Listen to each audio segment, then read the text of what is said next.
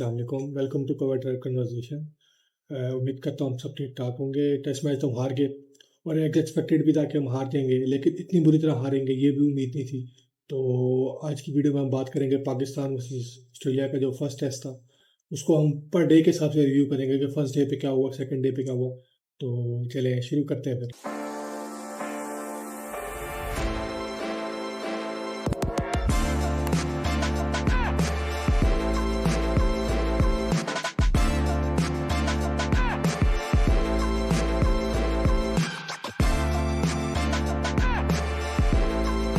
जनाब पहले आए थे हम टेस्ट मैच की सिलेक्शन पे, टीम सेलेक्ट हुई थी तो उस पर आए थे जो पर्थ के लिए स्पेशली सिलेक्ट की थी। अब आप देखें कि ये डिफरेंसिव अप्रोच है कि आप 8 बैट्समैन लेके जा रहे हैं जिसमें 2 ऑलराउंडर्स हैं, 6 बैट्समैन हैं प्रॉपर, और आप 3 प्रीमियम फास्ट बॉलर्स के साथ जा रहे हैं। आपने फर्स्ट नंबर 1 स्पिन इंक्लूड नहीं की। उसके बाद आपने मतलब आपको करना चाहिए था कि आपको स्पिन इंक्लूड करनी चाहिए थी थोड़ी बहुत। एक प्रॉपर स्पिनर, सलमान अली आगा नहीं, प्रॉपर स्पिनर, तो वो आपको ऐड करना चाहिए था ताकि हमें कुछ फेयर चांस मिलता और आपको प्रॉपर 4 बॉलर ऐड करने चाहिए थे, 4 फास्ट बॉलर और एक स्पिनर। लेकिन इससे जाहिर होता है कि आपकी डिफेंसिव अप्रोच है। अब हफीज साहब बार बार ये कहते हैं कि जी हम ऑस्ट्रेलिया को हराने आए हैं, कम्पीट नहीं करने आए। तो सर आप कम्पीट हराने आए हैं तो हराने के लिए अप्रोच भी होती है ना। तो आपकी अप्रोच दिख गई हमें कि ये एक डिफेंसिव अप्रोच है कि आप बैटिंग लंबी कर रहे हैं, इस चक्रों में कि बैटिंग लंबी कर लें ताकि हम अगर बॉलिंग से हमसे ना हो पाया तो हम बैटिंग से। टेस्ट मैच का सर असूल ये है, नंबर 1 सुनहरा असूल, कि आपने टेस्ट मैच जीतना है तो सर आपको 20 विकेटें लेनी पड़ेंगी जनाब। बस इससे इससे इससे बड़ी कोई साइंस और लॉजिक नहीं है टेस्ट मैच जीतने के लिए। आप 20 विकेटें लेंगे तो आपको स्कोर कम मिलेगा। आपने 15 विकेट तो ले ली इस टेस्ट मैच के अंदर, लेकिन वो किस रन रेट पे लिए हैं, किस तरह लिए हैं और किस मौके पे लिए हैं, वो मैटर करता है ना। तो मेरे हिसाब से फर्स्ट टेस्ट के लिए जो टीम अप्रोच थी ना, वो बहुत डिफेंसिव थी। मतलब ये टीम में अगर मेरे हिसाब से 4 फास्ट बॉलर होने चाहिए थे proper, Faheem Ashraf, proper 4 fast bowler और एक स्पिनर, ठीक है, ताकि आपके पास एक आउटरनेट ऑप्शन हो। और फिर आप सलमान क्या कहते हैं ओवर्स निकाल लेते अगर अपने पार्ट टाइमर से, तो सऊद शकील था आपके पास, वो बॉलिंग कर सकता था, ठीक है ना। आप इस तरह अप्रोच करते, आपने बैटिंग लंबी की, उसकी वजह से आप फिर क्या कहते हैं बॉलिंग कम रख बैठे। तो आप देखें आपके पास 2 डेब्यूटेंट थे, खुरम शहजाद, आमिर जमाल, ठीक है, उसके बाद शाहीन, ये 3 फास्ट बॉलर्स हो गए प्रॉपर, जो प्रॉपर फास्ट बॉलर होते हैं। आपने ऑलराउंडर रख लिए उधर से फ़हीम अशरफ और साथ आगा सलमान आपने इसलिए रखा था कि हमें स्पिन मिल सके। तो आपने जो साजिद खान को बुलाया था पाकिस्तान से, उसको किस लिए बुलाया था? अगर ही अगर नुमान अली का मसला है, उसकी इंजरी का, अगर अबरार का मसला है, तो सर आपने साजिद खान को बुलाया था ना, उसको स्पिन ऐड कर लेते एक प्रॉपर। कम से कम हमारे पास चार बॉलर्स तो होते जो प्रॉपर बॉलर्स थे। तो नंबर 1 टीम अप्रोच की बात है कि आपने डिफेंसिव पहले से ही डिफेंसिव गए, जब आप डिफेंसिव जाएंगे तो फिर आप किस साथ जीत पाएंगे। तो नंबर 1 बात ये होगी।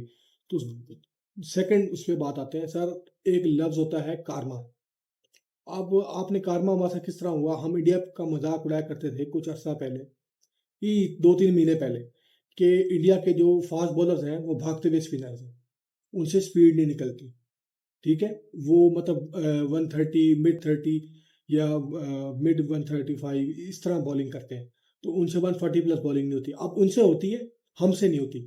दुनिया की फास्टेस्ट विकेट है पर्थ, जिस पे बहुत तेज बाउंस आता है, बहुत बहुत तेज पेस होती है, लेकिन हमसे वहां पे 130, हमारी जो एवरेज पेस थी ना जनाब, वो थी 135। अब आप ऑस्ट्रेलिया को 135 की पेस से किस तरह हराएंगे, पहले तो मुझे ये बताएं, ठीक है। चले मैं भी ये भी मान लेता हूँ, ये भी एक आर्गूमेंट है कि पेस जरूरी नहीं होती, line length. Sir line length भी करना होता है ना सर, आप इस साथ नहीं होता सर। आप आए ना पहले पहले डे 1 पे, पहले डे 1 पे सर, पहला बैट सेशन, मतलब पहले सेशन में हमने 126 रन खाए बगैर किसी विकेट के, ठीक है। आपने वार्नर को हाथ खोलने दिया। अच्छा, आपने वार्नर को बाद में आउट किया शॉर्ट बॉल वाले टैक्टिक से, तो आप पहले कर लेते। आप ये अप्रोच पहले दिखा देते तो शायद हम जल्दी आउट कर लेते वार्नर। एक तो वार्नर हमें लड़ गया है, जब जिस जगह पे भी हो, और आखिरी टेस्ट था उसका, मिचेल जॉनसन ने उसको मुफ्त में कहते हैं उंगली की, उसको प्रोवोक किया और वो हम पे गुस्सा निकाल रहा है। ठीक है, अब वार्नर का 164 हमें पूरा मैच लड़ गया। आप मैच पहले दिन ही हार गए थे जब आपने 478 स्कोर खाया था। Simple is that. ठीक है, 478 इस पिच के हिसाब से बहुत अच्छा था। अगर आप कम से कम 350 स्कोर भी खाते ना तो मैं मान लेता चलो यार आपने बेहतर बॉलिंग एफर्ट की। तो पहला सेशन तो आपने बहुत बुरा किया। ठीक है, उसके बाद आ जाते हैं वार्नर की 50 उसने की है सर 41 बॉलों में। अब आप अंदाजा करें जिसने टेस्ट मैच के अंदर पहली 40 बॉलों पे 50 कर लिया हो, फिर आप क्या उम्मीद रखते हैं उस बैट्समैन से। ठीक है, उसने तेज कहते हैं 164 किया उसने। ठीक है, उसके बाद ख्वाजा ने अच्छा स्टार्ट दिया, 41 रन किए। ठीक है, उसके बाद अब आप टेस्ट मैच खेल रहे हैं सर। टेस्ट मैच जनाब आप खेल रहे हैं, आपसे कैचिंग नहीं होती, आपसे फील्डिंग नहीं होती, मैं आपसे क्या उम्मीद रख सकता हूँ। मतलब टेस्ट मैच के लिए तो यार प्रॉपर फील्डिंग होनी चाहिए आपकी। मतलब आपको पता होना चाहिए कि यार मैं कहाँ फील्डिंग कर रहा हूँ, कौन सा। अब्दुल्ला शफीक ने कैच छोड़ा ख्वाजा का, अगर अब ये लोग ये कहते हैं कि जी उससे क्या फर्क पड़ता है, वार्नर तो फिर भी खड़ता। विकेट जब गिरती है तो जो नॉन स्ट्राइकर एंड पे बैट्समैन होता है उस पर भी इफेक्ट होती है। वो भी प्रेशर लेता है क्योंकि नया बैट्समैन टाइम लेता है स्कोर करने में। तो ख्वाजा आउट होता, शायद वार्नर भी जल्दी आउट हो जाता, लेकिन आपने क्या ड्रॉप किया ख्वाजा में। ठीक है, उसके बाद अब आप सरफराज की स्टंप मिसिंग पे आ जाते हैं, जो स्टंपिंग उसने मिस की है। 20 रन, मतलब वो 144 पे था, 21 रन का। मेरे हिसाब से वो थोड़ा बाउंस ज़्यादा था, लेकिन अब ये भी एक आर्गूमेंट है कि रिफ्लेक्सेस स्लो हो जाते हैं। वो चाहे जो मर्जी हो, जब बैट्समैन क्रीज से आगे आ जाता है ना तो कीपर रेडी होता है कि अगर बॉल आ गई मेरे पास तो मैंने स्टंपिंग ही करनी है, चाहे वो बाउंस हो। जिस तरह इमाम का स्टंपिंग होगा, मैं आपको बाद में आएंगे हम उस पर, वो उसी तरह का बाउंस था। कितना डिविएट किया बॉल, लेकिन कैरी ने उसको कैच किया और स्टंपिंग की। यही फर्क है हमारे कीपर में और उनके कीपर में। तो एक तो ये है। ठीक है, उसके बाद आखिरी 2 सेशन हमने अच्छी बॉलिंग की, जहां हमने विकेट्स लिए, जहां आमर जमाल बेहतरीन, मेरे हिसाब से पिक ऑफ द बॉलर था इस मैच के लिए। आप अंदाजा करें यार, बेचारा पहला match Perth versus Australia, best test team in the world. ठीक है, उसके बाद 7 wickets in the whole test. ठीक है, तो मेरे हिसाब से इससे बड़ी ड्रीम डेब्यू नहीं हो सकता। एक यार आप इससे अंदाजा लगा लें, आप कहते हैं बार बार कि हमारा सिस्टम खराब है, तो आमर जमाल होरब जदाद इसी सिस्टम से आए ना जनाब। इस तरह नहीं तो मेरे हिसाब से बेहतरीन बॉलिंग की अहमद जमाल ने। और शान मसूद को भी हमें क्रेडिट देना चाहिए कि वो शॉर्ट बॉल जो टैक्टिक था कि उस पे वो ट्रेविस हेड भी आउट हुआ, उस पे वार्नर भी आउट हुआ। ठीक है, तो हमने अच्छी आखिर में हमने आखिरी 2 सेशन फर्स्ट डे पे हमने अच्छी कर ली। तो आए थे हम सेकेंड डे पे। जनाब सेकेंड डे पे हमने स्टार्ट किया, सर कोई लाइन और लेंथ नहीं है। टेस्ट मैच में आप विकेट्स किस तरह लेते हैं, विकेट्स इस तरह लेते हैं आप कि आप एक लेंथ पे बॉलिंग करते हैं ताकि बैट्समैन उसी लेंथ पे मिस भी हो, अगर वो मिस होता रहे उस लेंथ पे, फिर वो कोशिश करता है कि यार मैं इस लेंथ पे स्कोर करने, क्योंकि टेस्ट मैच में आप जितनी मर्जी डॉट्स कर लें, एक बैक ऑफ द माइंड आपके प्रेशर होता है कि मैंने इसको कवर अप करना है, इस डॉट बॉल को कवर अप करके स्कोर भी करना है। ऐसी बात है, आपने डॉट थोड़ी खेलनी है। तो उसके लिए जो बॉलर होता है टेस्ट मैच का स्पेशलिस्ट बॉलर, वो एक ही लेंथ पे बॉल करता है। अब आप पाकिस्तान की जो लेंथ है सर, वो कभी बहुत फुल है, कभी बहुत शॉर्ट है। आप एक लेंथ जो 6 से 8 मीटर वाली जो लेंथ होती है पिच पे, वहां पे जिस तरह ऑस्ट्रेलियंस ने बॉल की है उस तरह वहां पे बॉल करते तो आपको बेहतर रिजल्ट नजर आते। लेकिन अब टेस्ट मैच में आप प्रॉपर लाइन लेंथ नहीं मेंटेन करेंगे तो जाहिर सी बात है बैट्समैन आप पे अटैक करेगा ना, और बैट्समैन इजी सिंगल ले लेगा, इजी उस पर प्रेशर नहीं पड़ेगा।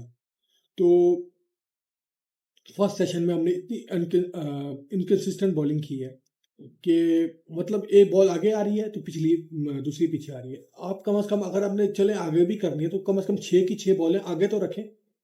या तो बिल्कुल पीछे करते हैं या तो बिल्कुल आगे करते हैं। वो जो दरमियान में गुड लेंथ होती है ना, जो लेंथ होती है जिसको कहते हैं ना हिट द डेक हार्ड, वो वाली लेंथ, उस पर अगर हम अटैक करते तो शायद हमें बेहतर रिजल्ट मिलते। तो एक तो ये मसला कि हमारी लेंथ ही बिगड़ी हुई है। ठीक है, दूसरा फिर अब आप एवरेज स्पीड देख लें यार, आमिर जमाल एक खुरम शहजाद तो सर सेकंड डे पे 125 पे बॉलिंग कर रहा था। 125, मतलब वो आपका राइट आर्म फास्ट बॉलर है। चले मीडियम कर ले, मीडियम की भी 135 तक आती है यार। फहीम अशरफ की भी 125 थी एवरेज, तो फिर फास्ट बॉलर अब जब 125 पे आप बाउंसर भी मारेंगे तो वो क्या इफेक्ट कर रही है? इस तरह फिर जिस तरह मिचेल मिचेल मार्श खेला है, उसको आपने बाउंसर किया, आप 125 का बाउंसर क्या हर्ट करेगा उसे? जो अगर आए ना, चले 135 से 140 स्पीड का भी बाउंसर आए तो वो बैट्समैन को इफेक्ट करता है, वो आपकी टाइमिंग पे इशू आता है। आप जितना भी तेज खेलने की कोशिश करें, बॉल तेज आती है, बाउंसर। अब 125 का bouncer easy PG for Mitchell Marsh. तो अब एवरेज स्पीड जो पाकिस्तानी पेसर्स की है वो 133 है। अब आप नजर लगा लें, आप मिचेल स्टार्क की खाली एवरेज स्पीड है वो 140 है। तो मैच तकरीबन उसी पॉइंट पे हार गए थे कि हमारे से पेस ही नहीं निकल रही। शाहीन शाहीन से 140 प्लस बॉल ही नहीं हो रही। 133 में ख्याल से उसकी भी एवरेज स्पीड है। तो आप 130 वाली बॉलिंग, ऑस्ट्रेलिया तो मतलब उनके लिए तो कोई हलवा है ना, उनके लिए तो उनको उनको तो चले। आप स्पीड का कहूँ, मैं वही फिर आर्गूमेंट पे आता हूँ कि चले अगर आपकी स्पीड नहीं है तो लाइन लेंथ तो सर किधर है? लाइन लेंथ मेंटेन करके रखें, चले वो स्पीड भी तंग करती है। अगर 130 पे भी कर रहे हैं, अगर आप एक ही जगह 6 बॉलें हिट कर रहे हैं, ठीक है, जिस तरह कमिंस करता है, जिस तरह स्टार चले आगे पीछे होता है, लेकिन उसकी 3 बॉलें तकरीबन एक ओवर में वो एक ही लेंथ पे आती है, जिसकी वजह से वो बैट्समैन को पकड़ लेता है। ये प्रॉब्लम है। दूसरा, उसके बाद मिचेल मार्श 90 स्कोर उसने किया, ठीक है, उसने बिल्कुल बहुत तेज खेला। ये अच्छा हुआ कि जब वो क्या कहते हैं लंच के बाद दोबारा आया तो वो पहली बॉल पे आउट हो गया और सेंचुरी वगैरह नहीं हुई, लेकिन बहुत ज़बरदस्त बैटिंग की है उसने। तो मतलब बहुत तेज खेला है।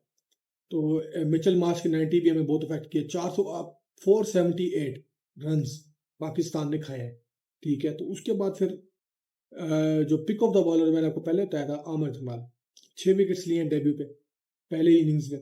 उसके बाद आए थे सेकेंड इनिंग में, डे 2 पे। पाकिस्तान की जो आई है इनिंग्स, फर्स्ट इनिंग्स, उस पर आते हैं। पाकिस्तान ने अच्छा स्टार्ट किया। अब लोग ये कहते हैं कि जी इमाम बहुत स्लो खेल रहा है।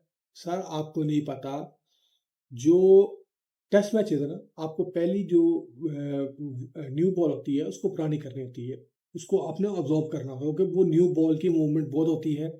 फर्स्ट 20 ओवर 30 ओवर्स बहुत मुश्किल होते हैं आपको सर्वाइव करने के लिए। ऑस्ट्रेलियंस वहीं पे विकेट लेते हैं। आप सेकंड इनिंग में देख रहे हैं ना, जिस तरह उन्होंने विकेट लिए न्यू बॉल से, आप अटैक नहीं कर सकते न्यू बॉल पहले 30 ओवर।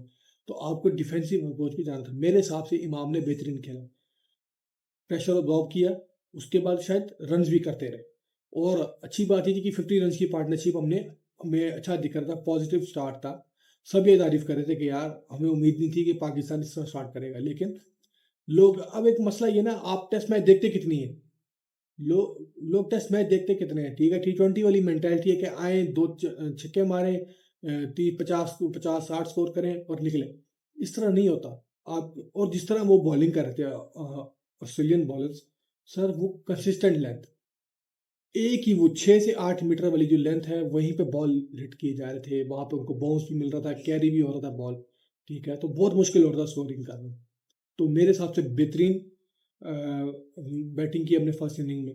जो ओपनिंग पार्टनरशिप थी वो बेहतरीन थी, ठीक है। उसके बाद जब अब्दुल्ला शफीक आउट हुआ नेथन लाइन की बॉलिंग से, उसके बाद शान मसूद की पॉजिटिव अप्रोच थी। लेकिन सर आप हैं पाकिस्तान के कप्तान, आपको, आप ये 30 40 स्कोर नहीं कर सकते। आपको कम अज कम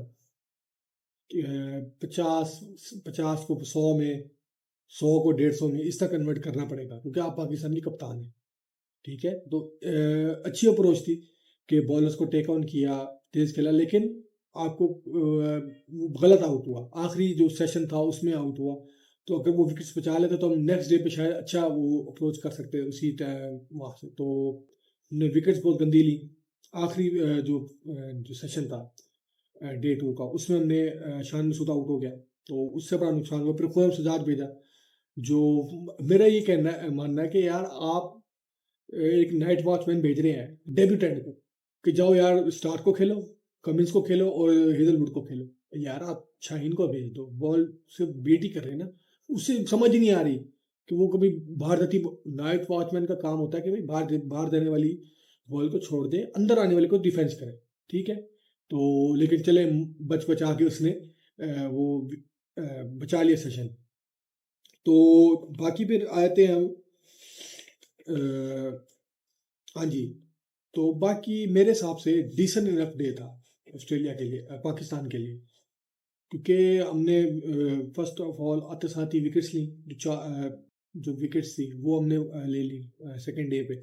तो वो अच्छा हमने कम बैक किया कि विकेट्स ले ली जल्दी जल्दी। उसके बाद मिचेल मार्श से हमने कुछ ज़्यादा रन्स खा लिए, 9 स्कोर, वो अगर हम वहाँ जल्दी उसको आउट कर लेते तो वो बेहतर होता, लेकिन क्या कर सकते हैं। तो डिसेंट डे था पाकिस्तान के लिए, बैट के साथ भी और बॉलिंग के साथ भी। वो शान मुजफ्फर का आखिरी सेशन में आउट ना होता और मिचेल मार्श को हम थोड़ा जल्दी आउट कर लेते तो शायद हमारी बेनिफिट में जाता टेस्ट। तो 478 स्कोर किया पाकिस्तान ने, कि ऑस्ट्रेलिया ने। तो पाकिस्तान की दो विकेट्स हो चुकी थी, एक शान मसूद और अब्दुल्ला शफीक, अब्दुल्ला शफीक डे 2 पे ख़त्म होने पे, तो डे 3 पे आए थे। अब सर पिच जो है ना वो बिल्कुल अनइवन हो गई थी। अब आप देख रहे होंगे जिस तरह मैं ये पिच आपको दिखा रहा हूँ, फर्स्ट डे पे थोड़ी बेहतर थी बैटिंग के लिए, सेकंड डे पे फिर थोड़ी बेहतर थी, थर्ड डे पे तो सर बिल्कुल अनइवन बाउंस हो गया, ठीक है। वो टैकी पिच हो गई थी, ठीक है। मतलब थोड़ा मुश्किल हो रहा था। और ये जो कमेंटेटर्स थे जो मैच एनालिसिस कर रहे थे वो यही कहते थे कि ये डे के हिसाब से बहुत बुरी होती जाएगी, ये क्या कहते हैं, विकेट। तो फिर वो जिस तरह ऑस्ट्रेलिया ने स्टार्ट किया बॉलिंग से, उन्होंने आते साथ ही विकेट्स ली, ठीक है। बाबर आउट हुआ, उसके बाद खुरमजाद पहले ही सेशन में आउट हो गया, फिर बाबर आउट हुआ, उसके बाद इमाम लेके जाता रहा, ठीक है। उसके बाद शकील आउट हुआ, सरफराज को बहुत ज़बरदस्त बॉलिंग पड़ी। बॉल जो इन स्विंगर था उसका, मिचेल स्टार्क का, वो बहुत बेहतरीन मिचेल स्टार्क की बॉल थी। तो उसके बाद आप आए थे। अब एक डिबेट चली है मैच के दौरान। एक तो हमारा मसला ये है, शान मसूद को 4 दिन नहीं हुए कप्तान बने हुए। कप्तान से निकाल दो उसको कप्तान, आपके बाप की टीम है यार। आप मतलब कहने का मकसद ये है यार, आप 4 दिन तो दो उसको। 4 दिन हुए नहीं है, आप उसके अंदर घुस गए हैं कि भाई उसको टीम से निकालो, ये क्या कहते हैं बुरा कप्तान है यार। उसको कम से कम एक सीरीज दो, एक एक कम से कम एक टेस्ट, एक साइकिल दो पूरा टेस्ट चैंपियनशिप का यार। आप बच्चों की बात कर रहे हैं, यानी ये जैसे 75 क्या कहते हैं पिछले 25 सालों से आप बड़े टेस्ट मैच जीतते आए हैं ऑस्ट्रेलिया में, तो वो शान की वजह से आप हार गए। बच्चों की बात कर रहे हैं, लेगेसी क्या है आपकी ऑस्ट्रेलिया में? 1995 से तो आप मैच जीते नहीं है, फिर आप किस बलबूते पे कह रहे हैं कि यार ये क्या कहते हैं बुरा कप्तान है, इसको निकाल। तीसरा दिन स्टार्ट नहीं हुआ, यहाँ पे पाकिस्तान में ट्रेंड चलने लगे, शान मसूद बुरा कप्तान, माय कप्तान। एक तो मसला ये है हमारा कि इस पे हम एंड पे आएंगे, मैं आपको क्या कहते हैं एक बड़ी अच्छा फैक्ट बताऊंगा। फिर एक और डिबेट चलने लगी, सरफराज वर्सेस रिजवान। यार मतलब अब एक टीम सेलेक्ट होगी, सरफराज आ गया, तो यार मतलब अच्छा खासा आपके सामने कल तक वो न्यूजीलैंड में स्कोर कर रहा था अपनी सीरीज में, कंजेक्टिव सेंचुरीज के 50s, ठीक है, मैन ऑफ द सीरीज था। उससे तो आप बल्ले बल्ले बल्ले, सरफराज कम बैक, माई कप्तान इज कम बैक आज कि मतलब हम कैसी हिपोक्रेट कौम है यार। मतलब आपका कोई दीन ईमान है ये नहीं है। मतलब कभी आप एक बंदे को सर पर उठा के रखते हैं, एक आध बुरी परफॉर्मेंस होगी तो आप उसके पीछे पड़ जाते हैं, ठीक है ना। तो मतलब प्लीज यार आप अपने जो है ना लक्षण ठीक करें, ये कोई बात है यार। मतलब एक इनिंग हुई नहीं तो आप उसके पीछे पड़ गए कि सरफराज कहते हैं पर्ची वो शान मसूद को पर्ची, और सरफराज को वो रिजवान के एजेंडे के खिलाफ खिला रहे हैं। यार प्लीज यार, टीम सेलेक्ट होगी ना, मेरे हिसाब से रिजवान होना चाहिए, मैं खुद मानता हूँ, लेकिन भाई अब टीम सेलेक्ट होगी तो उसको बैक करो। ये क्या बकवास है। उस अच्छा पहले दिन पे उसका मिसिंग स्टंप मिस हो गया तो उसके पीछे पड़ गए बेचारे के। ओ यार खुदा का वास्ता ये ले, प्लीज यार। हाँ इस तरह नहीं होता कि आप पीछे पड़ जाए किसी के। मतलब हम इसी बहस में पड़े रहेंगे सरफराज वर्सेस रिजवान की, तो इससे बाहर निकले यार। मैं क्या गया तो मैच में वापसी आते हैं। हम आउट हो गए 270 पे, ऑल आउट हमने मर मरा के 270 की है। तो ऑस्ट्रेलिया के पास 217 एक रन की लीड थी। तो अब तक असूल तो ये होना चाहिए था कि आप उनको 350 में आउट करते, ताकि हम कोशिश करते उनको हम वहीं पे रोक सकते हो, और ताकि शायद मैच भी जीत सकते। लेकिन 350 भी बहुत मुश्किल लग रहा है जिस तरह के एंड रिजल्ट आया है मैच का। तो अब हमने अच्छा स्टार्ट किया। पहले 10 ओवर हमने बेहतरीन बॉलिंग की। मतलब ऑस्ट्रेलिया की कितने हिस्ट्री, कितनी सारी हिस्ट्री है, कितनी बड़ी हिस्ट्री है। उसमें पर्थ की हिस्ट्री में आज तक ऑस्ट्रेलिया ने पहले 10 ओवरों में 10 स्कोर तक हमने उनको महदूद रखा। ये हिस्ट्री में कभी नहीं हुआ। तो मतलब हम, इसका मतलब हम बॉलिंग अच्छी कर रहे थे और हम 2 विकेट्स भी लिए। एक वार्नर को जल्दी आउट कर लिया हमने, मार्नस अभिषेक को जल्दी आउट कर लिया। तो इसका मतलब हम मैच में आ सकते थे वापसी, लेकिन वही स्टीव स्मिथ और ख्वाजा फिर उन्होंने अच्छी रिकवरी की। 10 स्कोर से पे क्या कहते हैं, 5 पे 2 आउट थे और 84 पे भी 2 थे। और थैंक्स टू राना फ़हीम अशरफ साहब कि मतलब पहला ओवर कराया और उसमें 10 रन दे दिए। जो प्रेशर हमने पहले 10 ओवर में बनाया है वो वहाँ 10 नहीं बनाने दिए। जनाब ने जब बता नहीं पता बॉलिंग चेंज तो करनी है, आप उनको थोड़ी कराते रहेंगे। लोग ये कहते हैं जी बॉलिंग चेंज क्यों की। भाई बॉलर्स हैं, फास्ट बॉलर्स हैं, वहाँ आप देख लें मिचेल स्टार्क 4 ओवर के स्पेल करता है, हिचवुड भी 4 का करता है, फिर फौरन बॉलिंग चेंज कर देते हैं। इस तरह तो आपको बॉलर्स की एनर्जी को प्रिजर्व करके रखना पड़ता है। तो राना फ़हीम अशरफ साहब आए, पहले ओवर में 10 स्कोर दे दिए, प्रेशर खत्म सारा। फिर वो इजीली खेलते रहे। थर्ड डे के एंड पे उन्होंने 84 पे 2 किए और 300 की लीड हो चुकी है। तब 300 की लीड पहुंची, अब मैच तकरीबन हमारे हाथ से निकल चुका है, क्योंकि जाहिर बात है 2 विकेट्स थी, आगे भी उन्होंने आगे स्कोर करना था। तो डे 4 के स्टार्ट पे वही सेम ड्रामा स्टार्ट हुआ। हमारी बॉलिंग, हमने हालांकि स्टीव स्मिथ को जल्दी आउट कर लिया था, मतलब डे स्टार्ट फर्स्ट सेशन में ही आउट कर लिया, मतलब पहले 3 ओवरों में आउट कर लिया। तो अच्छा स्टार्ट मिल गया था, लेकिन फिर हम वही हेड आया, हेड ने अच्छा स्कोर किया। फिर मिचेल मार्श फिर से लड़ गया हमें। उसने 60 स्कोर किया और तकरीबन रन बॉल स्कोर किया 90 के स्ट्राइक रेट से। उसके बाद उस्मान ख्वाजा, उसने 90 स्कोर किया। जैसे वो आउट हुआ, कमिंस ने डिक्लेयर कर दिया इनिंग्स। तो 450 का टारगेट मिला हमें। ये तो हम कब सदियों में सोच नहीं सकते कि हम क्या कहते हैं बनाएंगे ऑस्ट्रेलिया के खिलाफ। लेकिन इतनी उम्मीद थी कि यार कि शायद हम थोड़ी बहुत फाइट दे दें, डे 5 तक खींच लें मैच को। लेकिन हम तो पाकिस्तानी है, हमने तो फिर अपना दिखाना है कि हम पाकिस्तानी क्यों, और हमने किस तरह स्टार्ट लेना है। फर्स्ट सेशन में जो हम सेकंड इनिंग में के फर्स्ट सेशन में हमने सर 5 विकेट्स उनको दे दी। लंच से पहले हमारी 5 विकेट्स गिर गई थी। ठीक है। अब्दुल्ला शफीक पे आया था। अब्दुल्ला शफीक, अब मैं उसको मार्जिन ऑफ एरर दूंगा क्योंकि उसका पहला सीरीज़ है, उसकी पहली सीरीज़ है ऑस्ट्रेलिया के खिलाफ। उसका, लेकिन उसको चाहिए था यार थोड़ा, मतलब वैसे ही स्टार्ट करते जिस तरह फर्स्ट इनिंग में किया था, थोड़ा सा डिफेंसिव अप्रोच के साथ, फिर आहिस्ता आहिस्ता स्कोर करते। लेकिन अब्दुल्ला शफीक गया, उसके बाद इमाम गया, इमाम भी अच्छी अप्रोच दिखाने के चक्कर में आउट हुआ। शायद मैं उसको मैं कहूँगा सर आप कप्तान है, ठीक है ना। माजत के साथ मैं आपसे माजत चाहूँगा, लेकिन लोग ये कहते हैं सोच के बैठे हैं आपके फेलियर्स का इंतजार कर रहे हैं। बाबर को लोगों ने बड़ा रन दिया, ठीक है, लेकिन आपको कोई रन देने को तैयार नहीं है। माजरत के साथ मैं तैयार हूँ, लेकिन मैं वहां पे कुछ नहीं कह सकता सर, क्योंकि वो आपके फेलियर के लिए तैयार बैठे हैं कि आप फेल हों और हम अपना ट्विटर भर दें। तो आपको जिम्मेदारी लेनी पड़ेगी। तो शान सुद भी आउट हो गया। उसके बाद आ जाते हैं बाबर पे। अब बाबर को दोनों इनिंग्स में एक ही लेंथ बॉल थी, जो 6 से 8 मीटर की लेंथ है, जो मैं आपको बता रहा हूँ कि उसी लेंथ पे उन्होंने बॉल की। पहले आगे पिच करते रहे और ट्रैप किया ना, परफेक्ट ट्रैप। इसी को टेस्ट मैच बॉलिंग कहते हैं, कि पहली 5 बॉलें ऐसी लेंथ पे करो कि बैट्समैन उस पर कंफर्ट जोन में चला जाए, कि यार उसको पता लग जाएगा यार यहीं पे कर रहा है। और एक बॉल ऐसी सरप्राइजिंग फेंको ओवर के अंदर कि बैट्समैन परेशान हो जाए। जिस तरह लोग बाउंसर टैक्टिक का जो असल गेम ये है कि उसको बाउंसर मारते हैं बैट्समैन को, ताकि वो बैकफुट के लिए तैयार हो जाए और एकदम उसको फ्रंट फुट पे आने के लिए फुल बॉल कर देते हैं। ये एक टैक्टिक है, ठीक है। जिस तरह अब ये इसी इसी को टच मैच बॉलिंग करते हैं ना, क्योंकि ये एक्सपीरियंस से आती है। अब कमिंस ने वही किया कि पहले आगे दी बाबर आगे उसको ड्राइव कर रहा था या लीव कर रहा था। ये एकदम उसको टीजिंग लेंथ जो होती है ना, तंग करने वाली लेंथ, 6 से 8 मीटर वाली, उसी पे बॉल की और वहीं पे निकल गई। मिचेल मार्श ने भी सेम इस तरह आउट किया था बाबर को, और कमिंस ने भी सेम इस तरह आउट किया। तो उसके बाद बाबर आउट हुआ। फिर मतलब अच्छा, मैं ये नहीं कह रहा, मैंने आपको पहले बताया ना कि हमें उम्मीद थी ही नहीं टेस्ट मैच जीतने की। कम से कम ग्रेस से हारते, इज्जत से हारते।